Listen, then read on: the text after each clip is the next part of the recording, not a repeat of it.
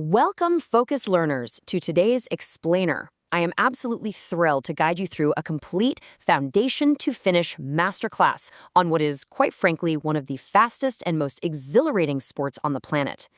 Today, we're breaking down the physical, the tactical, and the mechanical fundamentals of table tennis.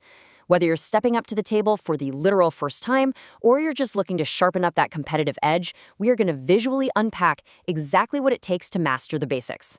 Okay, let's dive into this.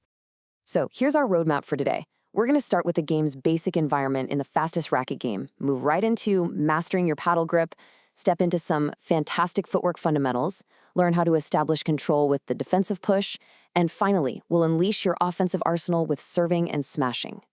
All right, part one, the fastest racket game, stepping up to the table.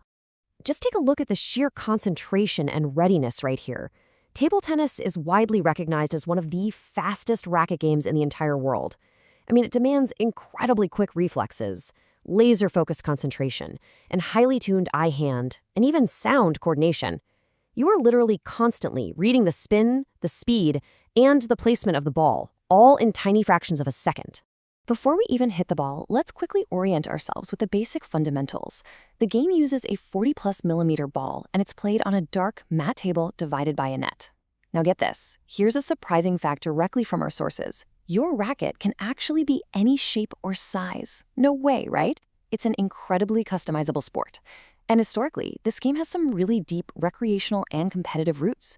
It was actually formerly known by the names ping pong and gossamer. Moving on to part two. Mastering your paddle grip, your connection to the game.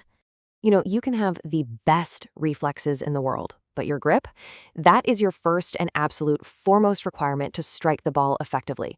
Now, what's really interesting about this slide is how it perfectly visualizes the standard grip technique used by the vast majority of players today.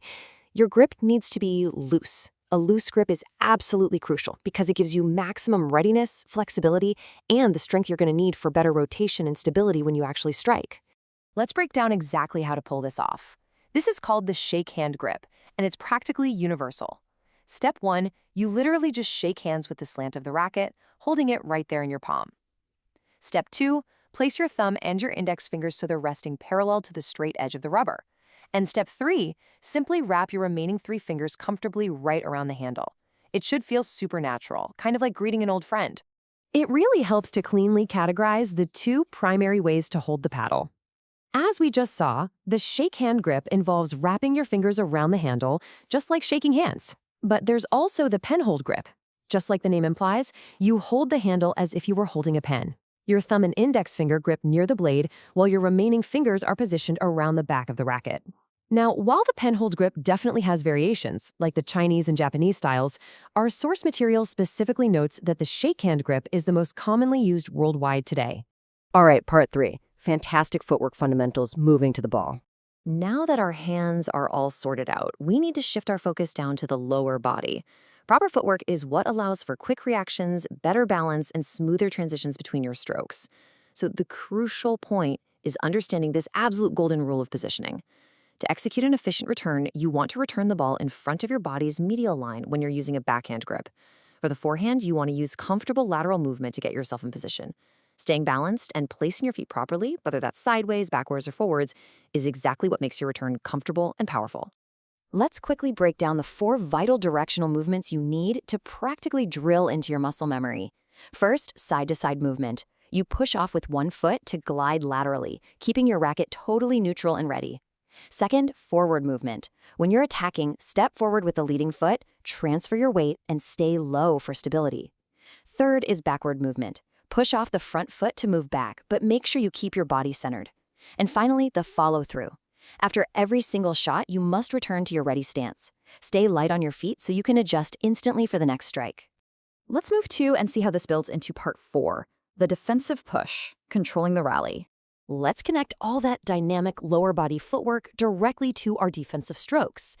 The core of your defensive game is the push. Whether you're using your forehand or your backhand, the push is a defensive stroke used specifically to return those tricky short and low balls. By applying backspin, you effectively neutralize the pace and prevent your opponent from launching an aggressive attack. Think of it as your primary mechanism for maintaining complete control of the rally. Take a look at the player's textbook defensive posture right here. See how they're low to the ground, totally balanced, and actively leaning into the table? That is exactly how you control a short, low ball right at the medial line. Now, the mechanics of this stance do shift slightly depending on which side you're playing. For a forehand push, you stand with your feet shoulder-width apart, which gives you a really solid, stable base. For the backhand push, you still keep those feet shoulder-width apart, but there's a huge added emphasis on keeping your knees bent and actively leaning in. That lean is literally vital for managing those medial line returns we were talking about earlier. And finally, part 5, serving and smashing, the offensive arsenal. Okay, so we've established our grip, our footwork, and our defense. Now it is time to shift from just controlling the rally to high-energy, point-scoring, attacking techniques. And it all starts with the serve. The top spin service is a fiercely attacking serve. The rules state the ball actually has to rest on a stationary, open palm behind the end line. When you strike it correctly with a top spin motion, the ball spins rapidly forward. This causes its trajectory to dip super quickly over the net and bounce aggressively towards your opponent. It instantly puts them under immense pressure right from the starting line. And when that pressure forces your opponent to mess up and pop the ball up a little too high, well, we turn to the ultimate weapon. As our source material directly states, the smash is one of the most powerful strokes in table tennis. It is fast, it's aggressive, and it's designed specifically to end the point right then and there.